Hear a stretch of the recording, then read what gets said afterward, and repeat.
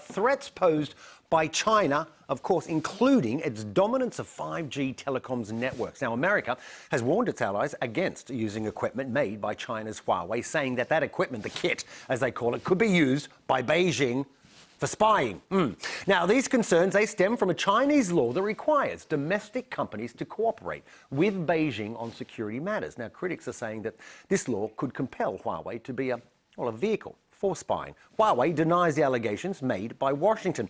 Meanwhile, Germany's Chancellor Angela Merkel has, she's also sounded a warning, saying that Europe, a key part of NATO, of course, needs to have a unified policy on the rollout of the next generation 5G networks to address espionage concerns. Hey, let's get more. Shirley Yu is Senior Visiting Fellow at the Institute of Global Affairs at the London School of Economics and joins us. Shirley, always lovely to see you. Hey, listen, can we start with this?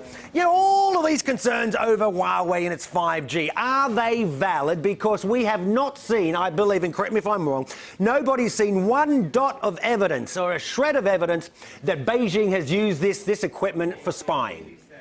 Well, good seeing you, Aaron. As you said, Huawei has provided codes to countries, including the UK here, Belgium and other NATO member countries, to provide testing. And the conclusion so far has been unanimous in that no cybersecurity threats were discovered by China through Huawei. And then the 5G networks by Huawei poses minimal national security threats. But then I think the real threat here is perhaps as much about Huawei's security as it is about U.S. administration's strategic insecurity. So the Trump administration's belief is that, every Chinese company has to be absolutely loyal to the Chinese state, and any point in the future, at the request of the Chinese government, Huawei would have to turn in critical information. And that is a very compelling narrative and very hard to argue against. But then I think the real question is, how will President Trump manage to sell this U.S. insecurity to the rest of the NATO allies? Will he be effective in dropping the 5G Iron Curtain today at the NATO summit? On that point, what leverage do you think the US has